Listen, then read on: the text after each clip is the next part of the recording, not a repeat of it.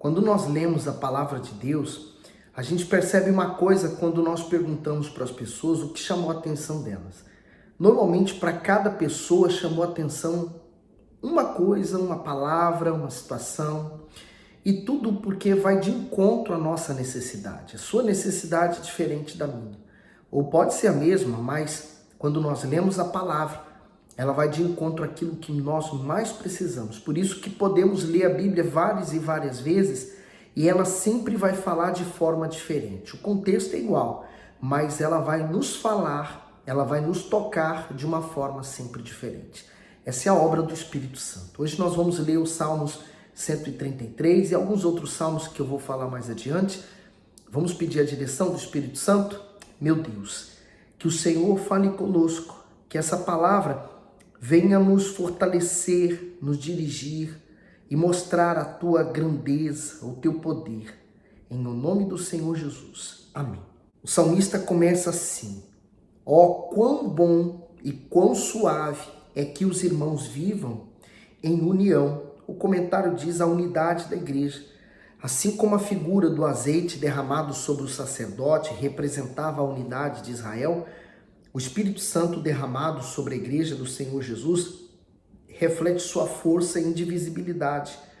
Sabemos que o Senhor Jesus, como sumo sacerdote e cabeça da igreja, gera filhos por meio do seu Espírito. E esses filhos, através da fé e da palavra, absorvem os pensamentos de Deus. Assim como bom testemunho compartilham o reino celestial com todos à sua volta. Então, só lembrando que nesse período, então estavam todas as tribos se unindo e ungiram a rei, a Davi.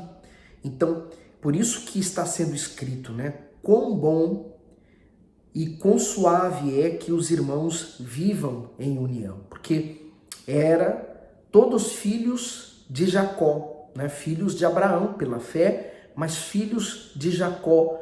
Todos eles estavam separados, cada um na sua tribo, na sua terra, na sua vida. Mas agora, através do reinado de Davi, então há uma união de todas as tribos. No 2, é como óleo precioso sobre a cabeça que desce sobre a barba de Arão, e que desce a orla das suas vestes. O comentário diz: a unção sacerdotal era realizada com azeite aromático de acordo com a instrução sagrada. Está em Êxodo 30, 22 ao 25. Ele descia abundantemente sobre a cabeça, a barba e o peitoral do sumo sacerdote, onde ficavam as 12 pedras que representavam Israel. Isso significa que todas as tribos se uniam debaixo da bênção e da direção do Altíssimo. A unidade de fé é proporcionada pelo Espírito Santo, porque ele dá condições de pessoas diferentes em vários aspectos viverem em paz e harmonia. Em contrapartida, se no lugar dessa união reinar confusão, partidarismos e fofoca, o Espírito de Deus não estará presente. E seguindo por 3, como o orvalho de Hermon e como o que desce sobre os montes de Sião, porque ali o Senhor ordena a bênção e a vida para sempre. E o comentário diz: o orvalho cai sobre o monte Hermon, copiosamente a ponto de fluir, refrescar e frutificar toda a região. As pessoas cheias do Espírito Santo também são assim. Cativam e conquistam atenção pela sua paciência, amor e dedicação. Não precisam se preocupar muito em falar, porque sua conduta exala o bom perfume do Senhor Jesus.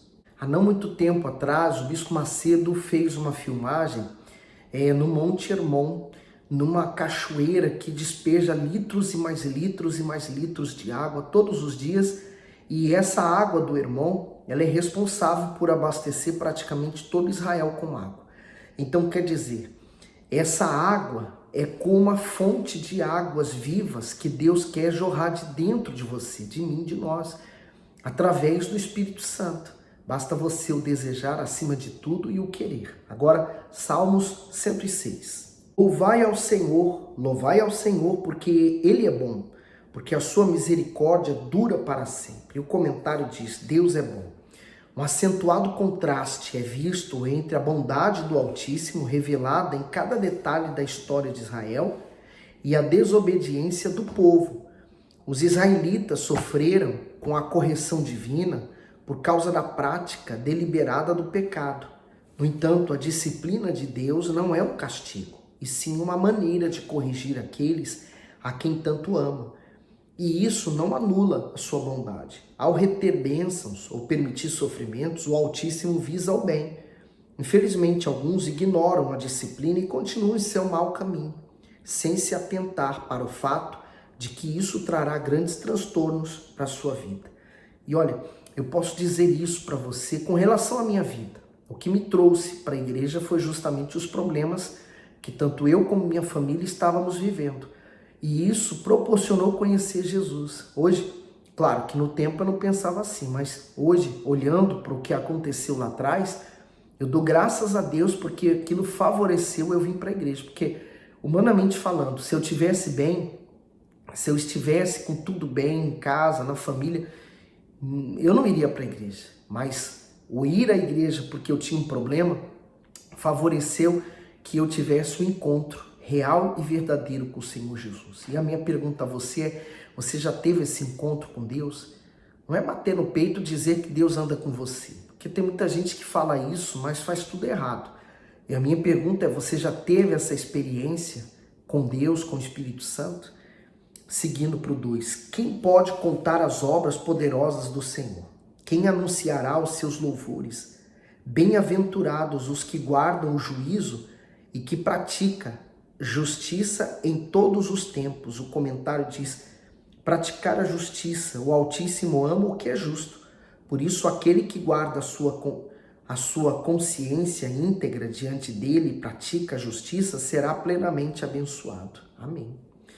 No 4, lembra-te de mim, Senhor, segundo a tua bondade, a sua vontade, a tua boa vontade para com o teu povo. Visita-me com a tua salvação, para que eu veja os bens de teus escolhidos, para que eu me alegre com a alegria da tua nação, para que me glorie com a tua herança. Nós pecamos como os nossos pais, cometemos a iniquidade, andamos perversamente. Nossos pais não entenderam as tuas maravilhas no Egito, não se lembraram da multidão das tuas misericórdias, antes o provocaram no mar, sim, no mar vermelho. Quer dizer, eles foram incrédulos naquela altura, quando eles ficaram acurralados. Atrás vinha Faraó e o exército e à frente havia o mar. E eles desejaram voltar atrás para o Egito, para aquela escravidão. E Deus já tinha feito grandes maravilhas, né? Lembra os sinais? Que Deus tirou o povo com mão forte do Egito. Quer dizer, eles já tinham esquecido daquilo que Deus era poderoso para continuar aquela jornada de livramento deles. O povo que saiu do Egito foi o povo que mais viu milagres, mais viu sinais, prodígios, maravilhas, mas também foi o povo mais incrédulo. E aí ele diz no 8, não obstante eles o salvou por amor do seu nome, para fazer conhecido o seu poder. Repreendeu também o mar vermelho, e este se secou e os fez caminhar pelos abismos como pelo deserto, e os livrou da mão daquele que os odiava, e os remiu da mão do inimigo. E as águas cobriram os seus adversários, nenhum só deles ficou. Então creram nas suas palavras e cantaram seus louvores. A dúvida, né? Ela é inimiga completamente da fé, mas a dúvida é um pecado, porque você passa a duvidar do poder de Deus na sua vida.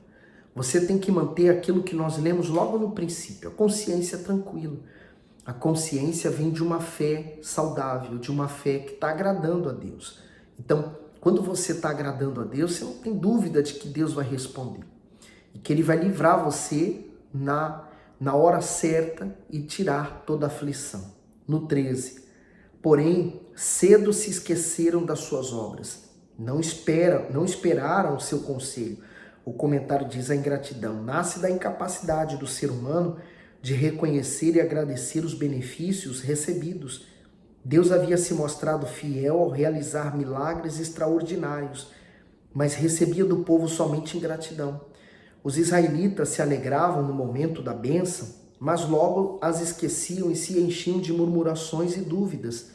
Infelizmente, a história de Israel se repete todos os dias por meio daqueles que se interessam apenas em solucionar seus problemas.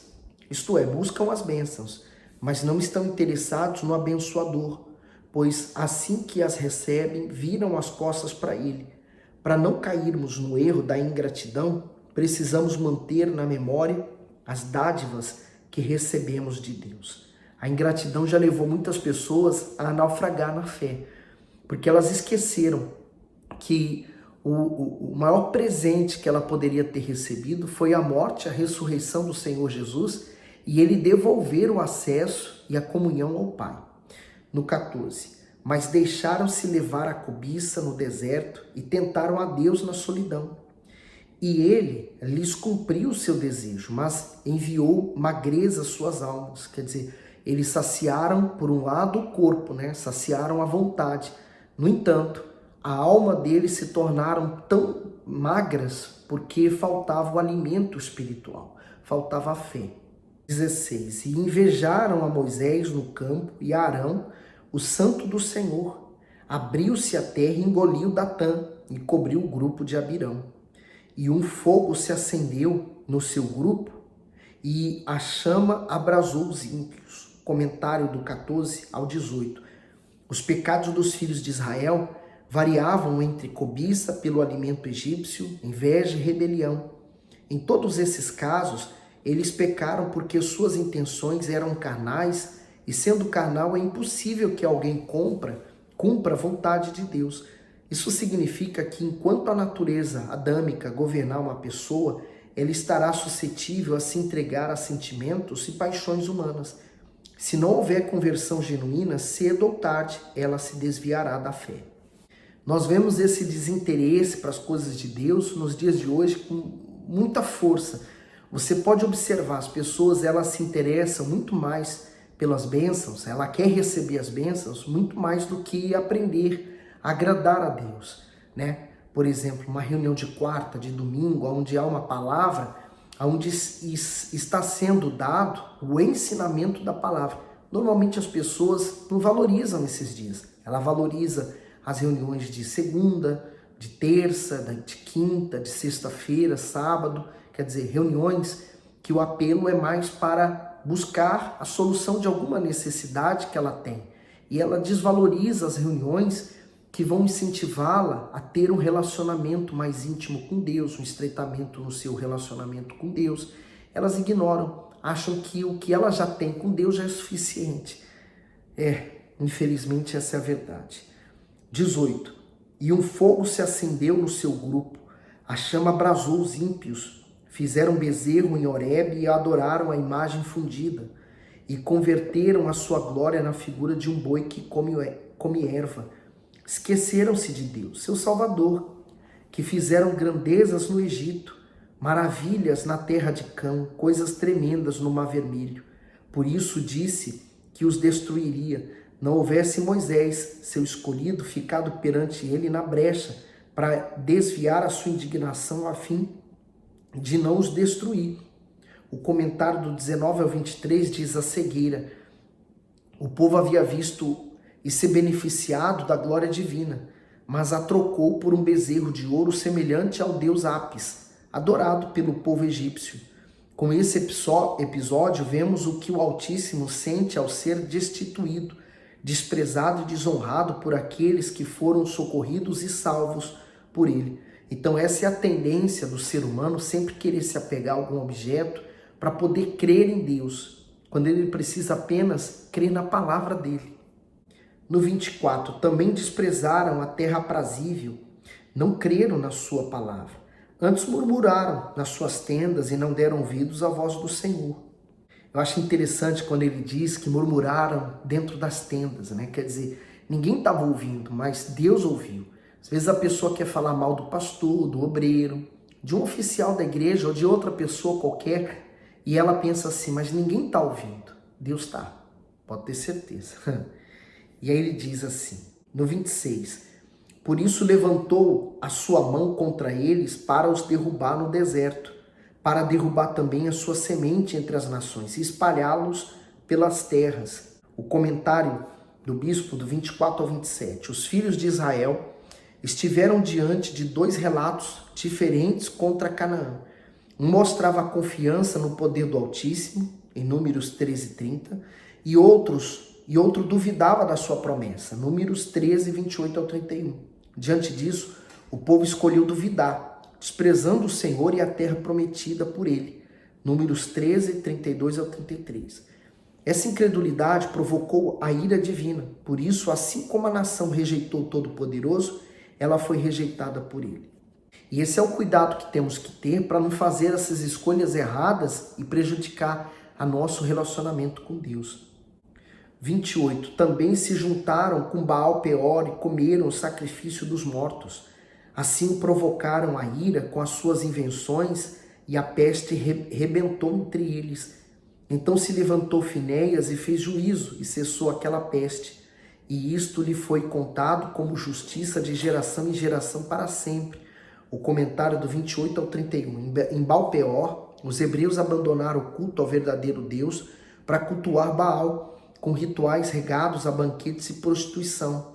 Há quem se envaideça por não se curvar diante de ídolos físicos, no entanto é de igual modo idólatra, porque se curva diante de sentimentos, ideias e modismos seculares tão destrutivos quanto a idolatria praticada pelos incrédulos. O ídolo não é somente uma imagem, mas é tudo que você coloca no lugar de Deus, o primeiro lugar. No 32, indignaram também junto às águas da contenda, de sorte que sucedeu mal a Moisés por causa deles, porque irritaram seu espírito, de modo que falou imprudentemente com seus lábios. Quer dizer, lembra que Moisés, diante da rocha, Deus mandou falar a rocha, ele bateu na rocha. Então, por causa disso, Moisés não entrou na terra prometida. Quer dizer, ele pagou um alto preço, mas eles provocaram a raiva de Moisés, né? Para você entender que somos falhos, eu sou falho, eu sou cheio de erro. Estou aqui lendo a Bíblia para você, estou lendo para mim também. Eu preciso aprender muito, eu preciso estar aos pés do Senhor Jesus todos os dias para aguentar firme e seguir em frente. Mas não é fácil. Às vezes a pessoa pensa que é porque somos pastores, estamos na igreja todos os dias, que é fácil. Não é fácil para ninguém. E aí diz assim, 34. Não destruir os povos como o Senhor lhe dissera. Antes se misturaram com os gentios e aprenderam as suas obras, e serviram aos seus ídolos que vieram a ser-lhes por laço. Demais disso, sacrificaram seus filhos e suas filhas aos demônios. Olha que ponto chega a cegueira espiritual da pessoa. Deus havia dito para eles não fazerem isso, e eles foram capazes de sacrificar seus próprios filhos. No 38, e derramaram sangue inocente, o sangue de seus filhos e de suas filhas, que sacrificaram aos ídolos de Canaã, e a terra foi manchada com sangue. Assim, se contaminaram com as suas obras e se corromperam com os seus feitos. O comentário diz, ao entrar em Canaã, o povo se misturou com os povos pagãos. Ao invés de destruí-los, além disso, adorou os seus ídolos e chegou a sacrificar os próprios filhos aos demônios. Isso mostra que, embora a libertação da escravidão em si tenha sido rápida, a libertação da rebeldia levou 40 anos. E quando a nova geração no deserto surgiu, em vez de ser fiel, repetiu os mesmos erros. Por isso também experimentou fracasso. Isso significa que, apesar de repetidas vezes o Altíssimo livrar o ser humano da ruína e libertá-lo do seu fardo, ele com sua própria desobediência se faz novamente prisioneiro. Seguindo para o 40. Então se acendeu a ira do Senhor contra o seu povo, de modo que abominou a sua herança, e os entregou nas mãos dos gentios, e aqueles que os odiavam se assenhoraram deles. Quer dizer, daí veio o problema, daí veio a situação difícil, veio o inimigo com força, destruiu eles, mas não é porque Deus não estava com eles. Eles abandonaram a Deus. No 41, e os entregou nas mãos dos gentios, e aqueles que os odiavam se assenhoraram deles, e os seus inimigos os oprimiram e foram humilhados debaixo das suas mãos. Muitas vezes os livrou, mas o provocaram com o seu conselho e foram abatidos pela sua iniquidade. Contudo, atendeu a sua aflição, ouvindo o seu clamor, e se lembrou da sua aliança e se arrependeu segundo a multidão das suas misericórdias. Assim também fez com que deles tivessem misericórdia os que os levaram cativos. Salva-nos, Senhor nosso Deus, e congrega-nos dentre os gentios, para que levemos o teu nome santo e nos gloriemos no teu louvor. Bendito seja o Senhor Deus de Israel, de eternidade em eternidade. E todo o povo diga amém, louvai ao Senhor. Por isso costumamos dizer que a misericórdia de Deus dura para sempre. Porém, para nós, ela tem prazo de validade. Ela vai durar até o momento em que você tiver o fôlego de vida. Quando você morrer e sua alma descolar do seu corpo, ali, naquele momento, a misericórdia de Deus se esgotou.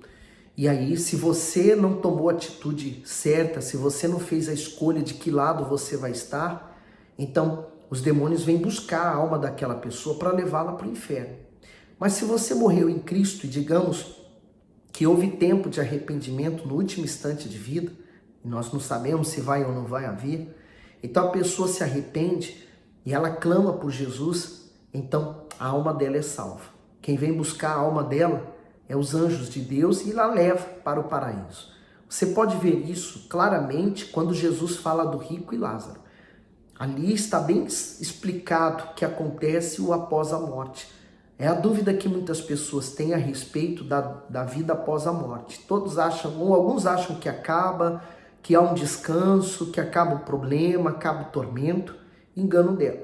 Se ela não fez a escolha certa, o lado em que ela vai estar, o tormento que ela passou na terra não chega a 1/3, nem 1% do que ela vai viver no inferno. Porque no inferno é a eternidade inteira. Então, cuidado com a sua alma, cuide dela.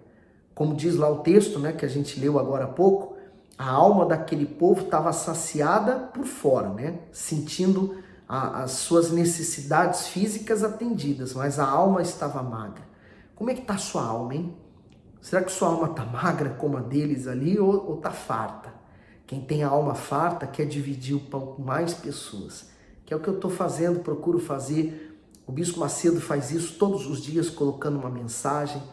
Olha, se você pode, escute o Bispo todos os dias. Existem vários meios para você estar alimentando a sua alma. Porque se você alimentar com outras coisas, eu tenho certeza que sua alma vai ficar magra, o seu espírito vai ficar magro, desnutrido. A internet está cheia de coisas que são boas, que vão alimentar a sua alma, mas também está cheia de porcaria. Posso até dizer que há mais porcaria do que coisas que vão alimentar a sua alma. Então, cuide bem do que você tem, tá bom? Deus abençoe e ilumine você, dê o seu gosto. Põe nos comentários que Deus tem falado com você e sem esquecer, vamos evangelizar através desse vídeo, tá bom?